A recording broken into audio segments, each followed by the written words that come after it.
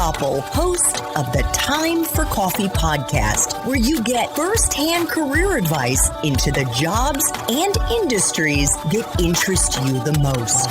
And before we start today's show, I have a quick favor to ask you. If you haven't already, I'd be incredibly grateful if you give us a rating and a review on iTunes. And if you're like me, you need to do it now because you'll forget later and because it's the best way to help others who may be in search of career advice to find this free resource. So press pause if you haven't done it and do it right now. I'll wait. Thanks so much and enjoy today's show. Hey there, Java Junkies. Welcome to another K-Cup mini episode of Time for Coffee. By the way, K-Cups come in 3 sizes, single, double, and triple shots, or roughly 1 minute, 5 minutes, or 10 minutes in length. So if you don't have time to throw back an entire caffeinated career conversation, these K-Cup mini episodes of T4C can give you a quick caffeinated fix, whether you're on the go or you only have a few minutes to binge. So grab your mug and take a chug, because it's time for a caffeinated career triple shot K-Cup with my guest, Maya Grossman. Maya, in chapter 3, and I'm picking these chapters because I think they could be very useful to our listeners, but truly the whole book is a goldmine. In chapter 3, it's entitled Focus on Making an Impact, because I think it's very easy for a recent grad, a new grad who's in their first job, Maya, to feel like they're crushing it because they're showing up a few minutes before 9 and are pushing papers around or researching or writing or whatever it is their job description has them doing. And then they're leaving at like 5:05 or 5:10 or 5:15. And after a year on the job, feel like, hey, I deserve a promotion. I deserve a pay raise because I did what my job requires me to do.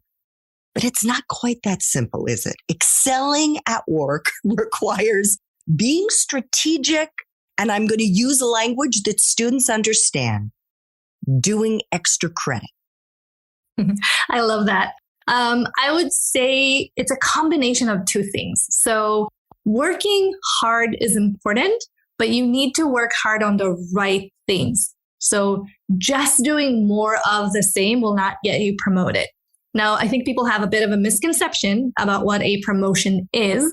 A promotion is not a reward for doing your job well. When you do your job well, you get to keep your job. If you actually want to get promoted, that means the company needs to have a vote of confidence that you can do next level work, that you can solve bigger problems, that you can add more value. And the only way to demonstrate that is to go outside of your job description, to show them a little bit, hey, I can do a little bit more. I can stretch myself. I can do this thing that my manager knows how to do. And I think when people just keep their head down and work really hard, they forget to demonstrate those little opportunities of, hey, I can actually do more. So I would say it's not just about the hours you put in, it's what you focus on. And the way to actually move up quickly and grow your career is to focus on outcomes and not outputs. Now, let me explain the difference. An output is the amount of something that you've produced. So the amount of hours you worked, the amount of emails you wrote, the amount of blog posts that you created as a marketer.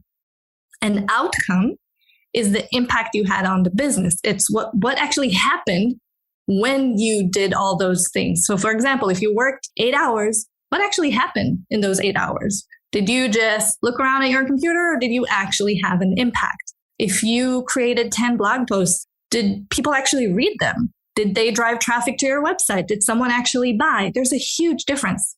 Outputs can have 0 impact on the business, which means that's not important work. Outcomes is how you move the needle. That's how you make an impact. That's how you actually move the needle for the company and demonstrate, hey, I'm a really valuable contributor. It is going to be worth your while to keep me in this company and to reward me for what I'm capable of doing. I think it's intimidating, especially for a new grad, to try to wrap their brain around how they can quantify the impact that they're having. But it really isn't up to them to figure that piece out, Maya, right? Can't they get that guidance or those numbers, or at least how to find those numbers from their manager? That would be ideal, but unfortunately, it doesn't happen very often. A lot of the people who level up into leadership don't really get the training that they should get. They don't know how to do some of these things themselves, which is why I wrote the book, right? I wanted to give people the tools to figure out how to do it on their own. But I want to give you and your listeners a really quick example that will explain how they can do it. It's not that complicated, and you don't need to create $1 million for the company. It's more about small wins. So I'll give you an example. I hired someone to help me write content for the company's blog. And I gave them a mission. I need you to create 5 blog posts every month. Now, someone who is a good employee will create 5 blog posts, period. They're going to put them on the website. They're going to move to the next month, create another 5, create another 5.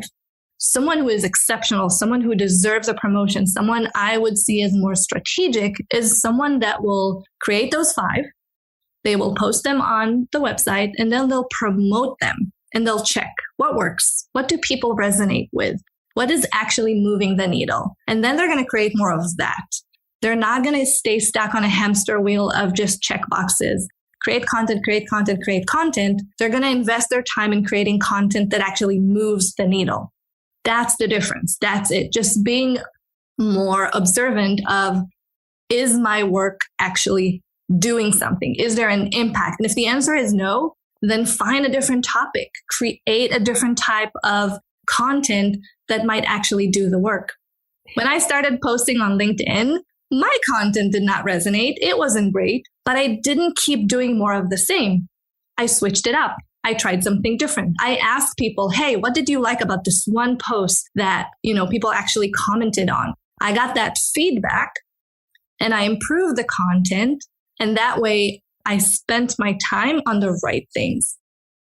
You also talk about creating a prioritization matrix. What does that look like, Maya? Yeah, we all have a lot of things on our to-do list, and it can be endless, but not all tasks are created equal, right? Some tasks are going to be more important. They're going to move the needle. They're going to have more of an impact. Some of them are more maintenance, admin, something that you think you need to do. Now, we're going to be tempted to start with those because usually they're really easy, right? You can get them done very quickly. You know what to do. However, it is better to spend your time on the things that move the needle, that have an impact, that actually matter to your manager. Because if you impress your manager and if you do things that make them look good, that's how you're going to get promoted. That's how you're going to get noticed. That's how you're going to become an invaluable employee. So what I encourage people to do is to look at everything that they have on their to-do and identify where they can actually have more impact and focus on those tasks first. And sometimes you can even eliminate some of the work because it's just not going to be meaningful for anyone, not for you and not for your manager. Thanks for tuning in to this K-Cup mini episode of Time for Coffee. If you want to listen to our entire caffeinated career conversation, please check out the show notes for this episode. Thanks so much for listening to this latest episode of T4C. And if you're interested in learning more about my coaching services for confused college students and recent grads, feel free to check out the Time for Coffee website under the coaching tab at time4coffee.org or text me at 202-236-5712. That's 202-236-5712.